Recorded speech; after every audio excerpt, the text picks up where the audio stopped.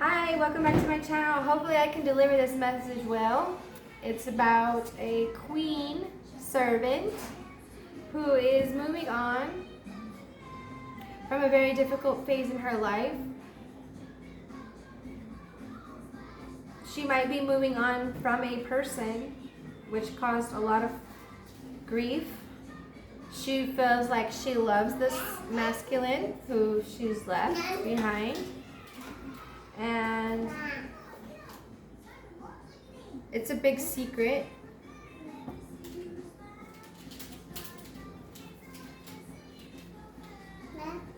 Right now she's on this passionate journey of self-empowerment and seeing the benefit of loving herself and being herself and tempering addictions. Tempering her temper. Tempering obsessions, tempering everything as to raise the vibration higher. Praying for people to heal, praying for people to maybe what you need to do. Okay, hold on, this is something important.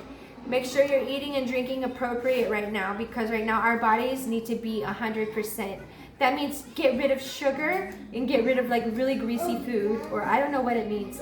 That's what I'm hearing, okay? Things that take our body way off balance or stop it up completely. We need to make sure that those aren't in our system right now, because there's like germs in the air that we need to fight off.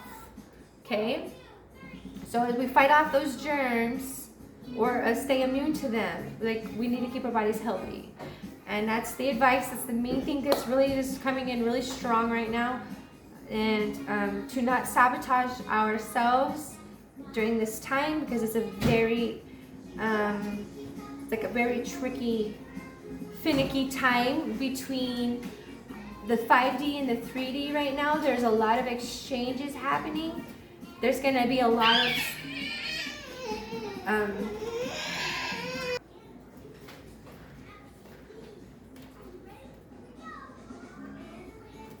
so Divine Feminine, when it comes to tempering, this is also about forgiveness, because you're blocking your energy by not forgiving somebody.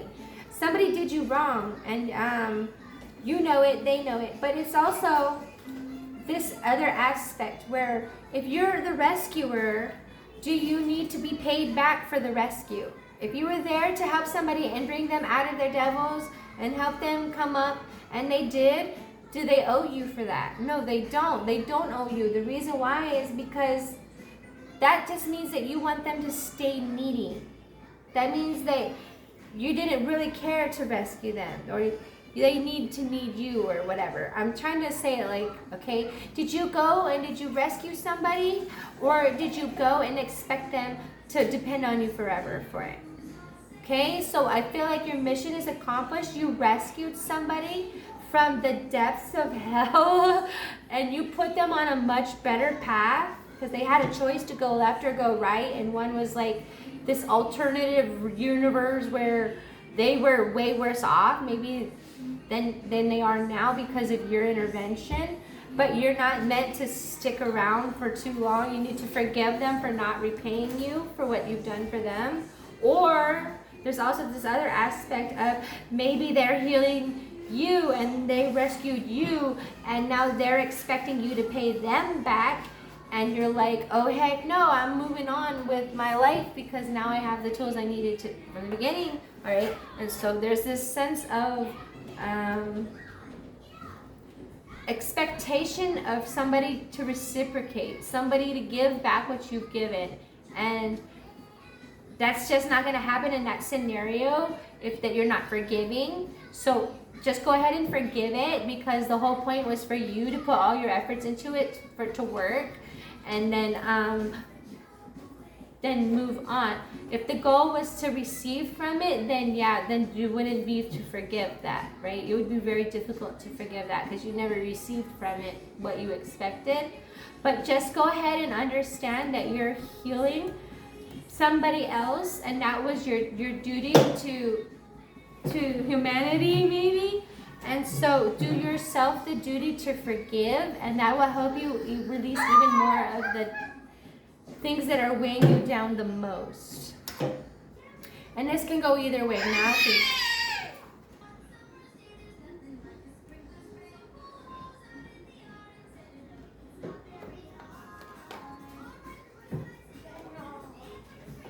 so there was another message that came through which had to do with our divinity, and it's a very sobering message for everyone who's actually is spiritual, because it's really important that we understand that yes, even if you're spiritual, you might kind of feel like you have this extra ability. But what I wanted to say was everyone who's spiritual is tapping into the same ability. So we're not really special for what we do. I mean, yes, it's part of our gifts and everything like that. But it's a message to say that our rapport with the divine is not special in the sense that no one else can do that. The fact is, everyone has the ability to tap into the same divine information and energies, and whatever suits them, how it works for them is maybe like, unique. Some people have different ways of feeling energy or getting different gifts. Some people, different psychic abilities and things like that. But we're all tapping into the same thing. So when this is why I'm very, very annoyed with like copyright things and stuff like that. Because it's like, how can a human say, oh, I thought of that, that was my idea. No, nobody else think of my idea too. When I know for a fact that the collective unconscious is available for everybody to tap into, and so it's like the one who says, oh, that was my idea, that's the one who gets the credit, right? And I feel like anybody can remotely get the same information if that's what their gift is. So it's not something to be arrogant about. So when I get into this thing about being a healer or being like, maybe a mystic or anybody who's in that realm. Remember, I embarked on learning about astrology because I wanted to be a doctor. And I heard that Hippocrates, the father of modern medicine, said you cannot be a great doctor without knowing astrology. And the reason why is because this is the healing arts, folks. If we're not here to heal, what are we doing here? And that's something that we need to keep in check, right? It's not about saying, look what I can do. I could read the future, and I could tell you your next thing to do with your life, or control your mind, or I don't know what other people. I'm trying to just kind of brainstorm what could go wrong here. But if we're healing and we're healers, then we need to really understand the forgiveness thing. And we also need to understand the not sabotaging ourselves and other things thing, okay? There's a lot going on here with healing. Because these wounded children, we can't blame our dysfunctional relationships on other things anymore. Like, today's a new day. Like, those dysfunctional relationships are dysfunctional because we're choosing to still not heal. That's the bottom line. If we're not healed, then yeah, we're making excuses for dysfunction. And then when we have somebody rescue or be rescued, or then there's this negative aspect where there's an expectation of some return on investment. And a true healer wouldn't ask for you to, pay them back in such a way that was excessive, or even expecting, like, okay, let me give you an example. Right where I live, we get flash floods. And so it kind of got annoying after a while, people just driving into a flood and then just needing rescued. So they made it a law that you need to pay for your own rescue now. So this is kind of like, okay, you're the dumb one who got into this mess. Now you need to pay your way out of it. We'll come save you because, of course, we don't want anything bad for you. But once we save you, you're on your own, okay? And you do owe us back, okay? So that's kind of the vibe of where I live. I don't know what you guys got going on where you live, but the idea here is much more divinely that we give without expectation of receiving. We're rescuing because of the sheer humane fact that we know that you needed rescue. Not because we wanted to feel like, oh, well, rescue me now. Let me play this game of now I'm this, you know, wounded child that can't function correctly in a relationship because, you know, I already was damaged, you know, like something damaged me, so oh well, I can't function normal. That's escape, a cop out basically is what the energy is saying. So we're going to, even if we do walk away from things that don't serve us, we're not sitting there holding the grudge. Oh, why didn't he, she, or they, or anybody, why didn't they reciprocate or whatever? Why do I feel so much of this non-forgiving energy?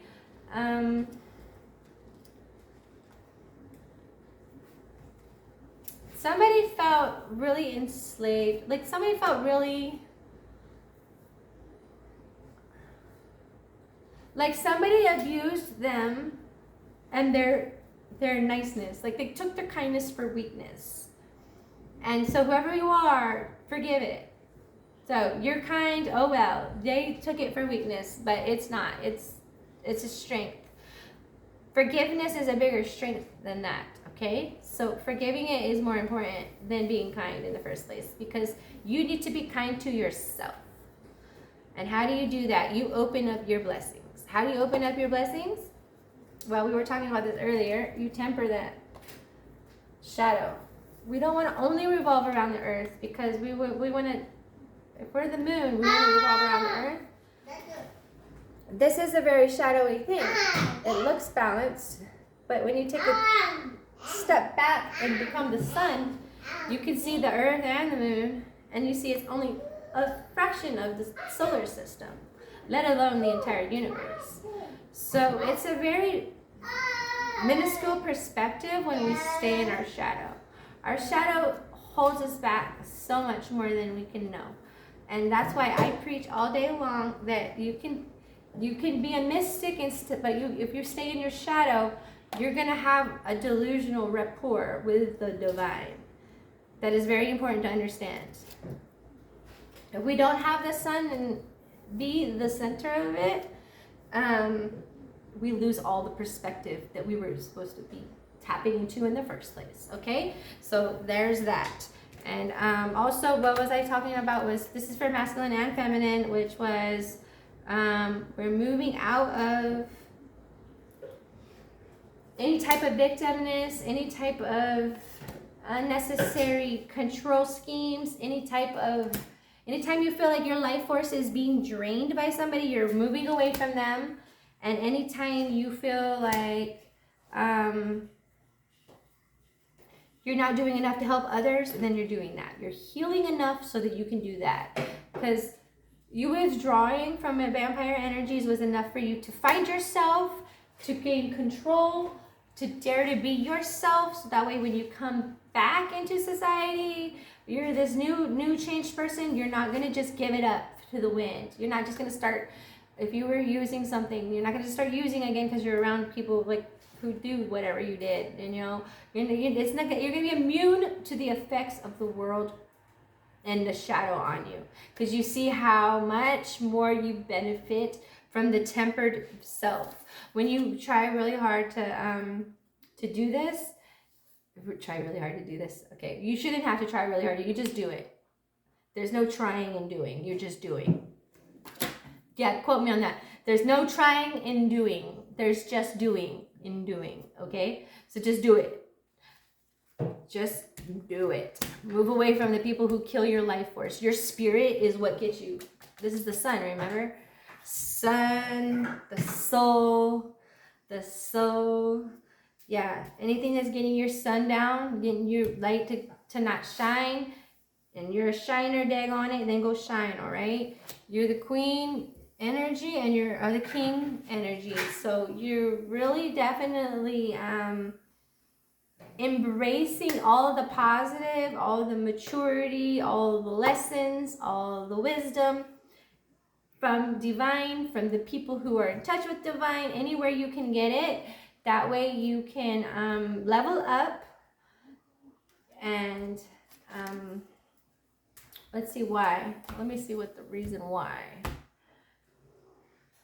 Okay. So the idea is that you have this wealth inside of you that cannot be stolen. No one can take it from you. And so your enlightenment is going to bring you into the leadership that you need to take charge of that aspect of yourself. Without an excess need for rulership or entitlement. Okay, so this is more like letting your creative ideas manifest, because maybe you're the only one who has thought of them or been in your scenario with your experience. Even though there's a collective unconscious that everybody is access to. And once this is why Hollywood doesn't talk about their projects openly. It's because people can steal them as soon as they're manifest into reality. That means talking about your ideas, things like that. So they become collective energy. Somebody could be stealing your idea and you don't even realize it. You don't even know it. You just talking about it, or showing somebody some of your work in progress, which I have since childhood never shown people my works in progress, and now I know why.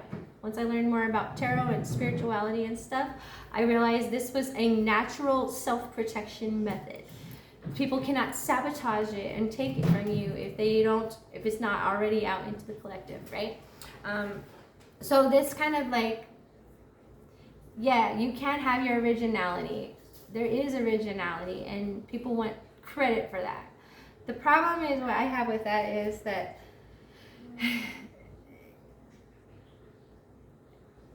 is it to benefit people, or is it to get credit for benefiting people? That's a splitting of a hair that goes from temperance to devil in my mind. If we care about the credit, then we're not tempered. We didn't do it for the right reason in the first place. Remember, we're healers. We're serving. We're serving with joy and delight. So if somebody steals the idea, then good. That means more people are going to know the idea. To me, that's better. And I think that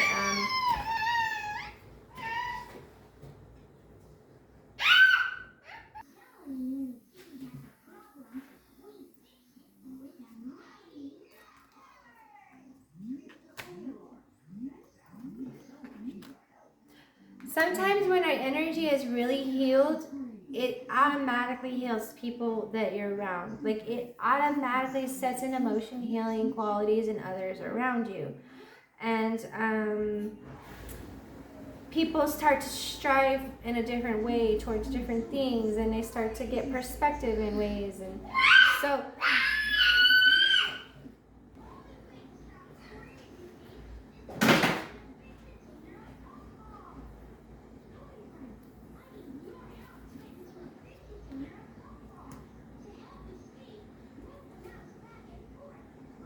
it's really important to keep in mind what your mission is. I don't know what you do, but I do know that you have certain boundaries and areas that you can work within, and there's limits to how much, I shouldn't say limits because that is limiting, but the idea I'm trying to get at is being aware of what our restraints are and why they are restrained. Why we're restrained in those ways, and to have respect for the entire system, from the solar system to the universe, not just make our judgments based off of the moon, which is pretty much the shadow of humanity here, where we can live in the world where all we care about is revolving around the earth all day long. What Uncle Sam says, or what my boss says, that's all that matters. And this monotonous world where a lot of times there's addiction, there's a lot of really heavy energies really orbiting the earth. If we take back, and we're the sun, we're not desperate for all that. We don't need all of the things that we need on earth, which, like, People say we need people. Well, okay, sure, we need people, but do we need them, or is it just like cool? Like, I don't know. I mean, this is debatable. We have lone wolves in like a lot of species of animals, and so there's different types even within same groups of things. So lone wolves versus pack animals of the same type of animals. So what I'm getting at is maybe there's a reason for the whole system the way it is, and that we have respect for other aspects, like our blind sides and our shadows, and the shadows of other people and their blind sides. And when we account for everything, everybody's included. That's what's so good news about it, is that we need every type for God's creation to work and exist as it does. Anyways, I have a mother, teacher, king.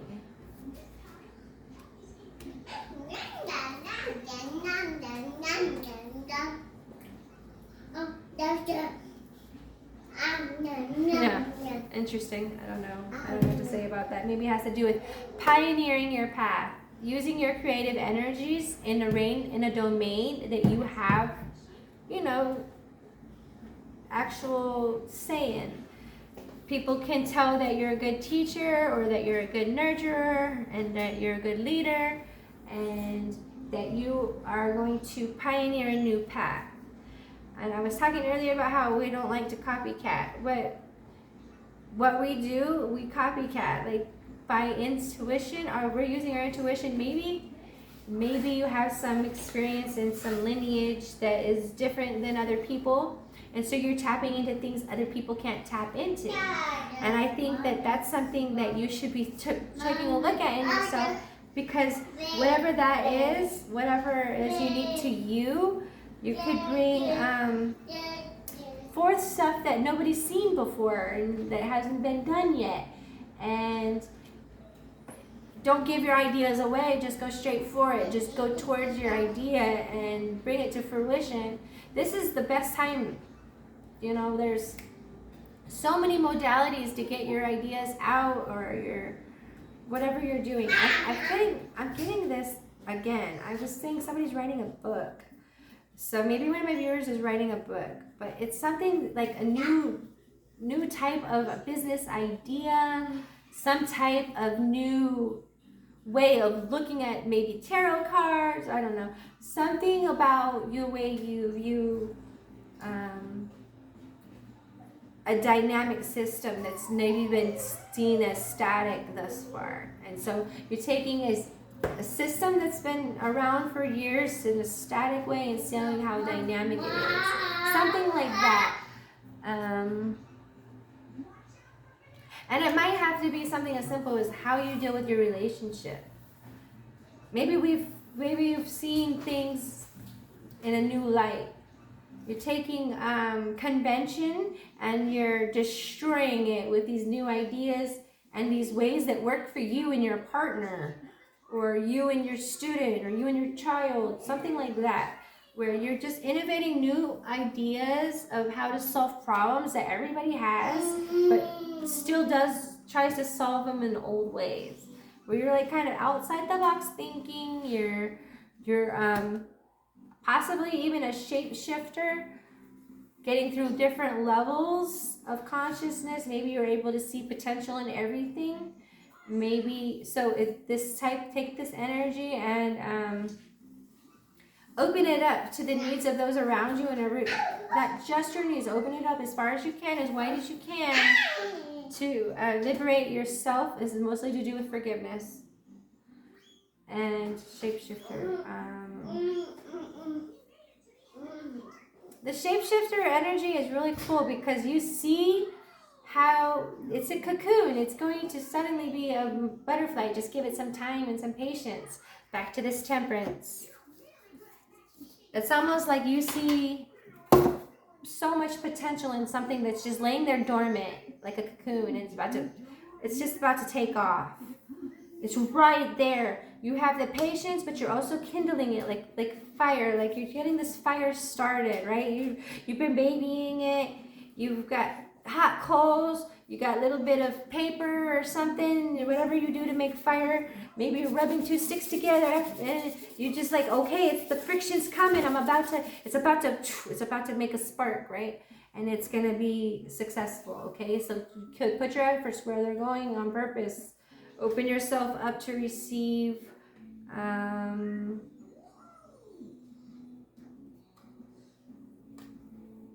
What are you receiving? Let me get my cards out. You're receiving. Right, you're doing a lot of serving and you're doing it a lot of healing, but now you're getting ready to receive too. Open yourself up to a king, mother, and a teacher. Those energies, open yourself up to those energies. Sometimes when we teach from the mother or the king's perspective, we embody everything it takes to have the knowledge just intuitively. So kind of putting on the character's costume, and you suddenly find that you're more of that character than you expected just from wearing the clothes. So maybe this means if you're a business, maybe put on the business jacket, put on the high heel shoes, make yourself the character. Teacher, king, mother. Come from a perspective of expertise and see how that feels, and I think it'll propel you in the right direction. Oh, okay. Maybe it has to do with love. Expert in love? Sure you are. Now you take it and you avoid a tower with all of that knowledge.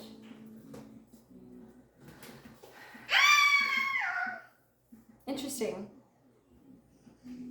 Okay, so that was somebody that made...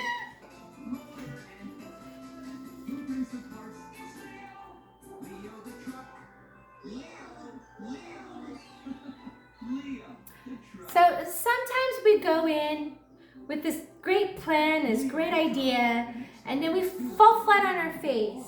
And we realize that our plans and our intentions are never going to go the way we wanted, but in the midst of all these mistakes, we learn so many valuable lessons that when we take everything out, this crumbs and everything, towers that fallen, and we take them to our new spot and we start to build an amazing masterpiece. A Babylon tower to the Lord up above. Like the tallest tower in history is going to be built from all the lessons and of the towers that have fallen in this age. And then we're going to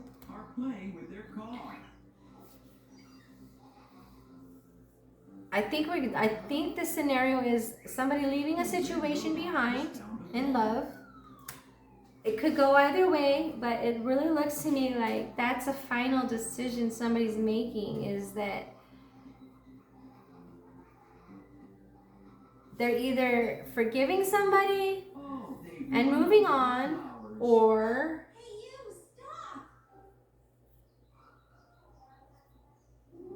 yeah. No, they're only flowers. Okay.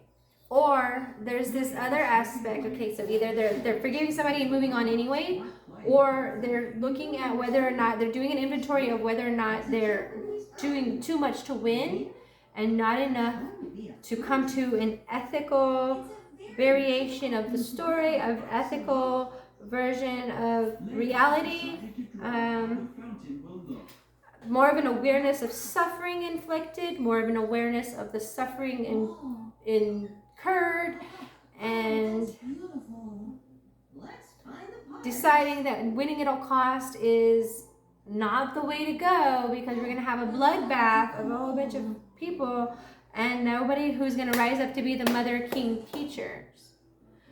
And we need mothers, kings, and teachers, because our entire system is based off this. We can't just go annihilating everything with the warrior here because we're wounded. And we can't use being wounded as an excuse to go knifing everybody's swords in the back. Does that make sense? We can't just leave everybody to rot because we have some inner healing we need to do. Like, our inner healing is priority right now, because that's what makes all of this worthwhile. So forgiveness either way, whether you go back to your past or not. Remember, we're deciding whether or not it's going to kill our spirit to be with certain people. If our spirit is being killed around them, we don't go around them, because our spirit does matter. It is first and foremost. And that's why the warrior came out in the first place. The warrior came out because they needed to show your strength, your skill, your discipline, your toughness, your willpower, your heroism, your stoicism, your self-sacrifice in conquering the ego. You doing all that. You did all that for the sake of all of this. Okay? So we don't trade that for ethical principles. We're not winning for nothing. We're winning for something. If we're not winning for something, we're evaluating what is the suffering we're inflicting for no reason on somebody. Is that happening? If so, are we able to be a teacher? Can we embody the teacher and see how to not do this? Can we be a better student? Maybe learn from a teacher if we're not seeing how to do this? Can we embrace the king? Can we embrace the nurturing, the patience, the unconditional love, the joy in giving birth to life, the joy in being alive, the joy to have others alive, the joy of benefiting those people that we're in charge of, the joy in communicating our knowledge and our experience, the skills and the wisdoms that we've learned along the way. That's really what the message is saying, that we can walk away from things that don't serve us, but we're not using our unhealed aspects as the excuse to make other people suffer. Okay. I think that's my message, guys. I really hope it helps somebody out there. I have a father card here, and it's telling me that you're giving, you're the guiding light in a tribe, okay? That's the father's job. He's the guiding light. His talent for creating and supporting life. You're producing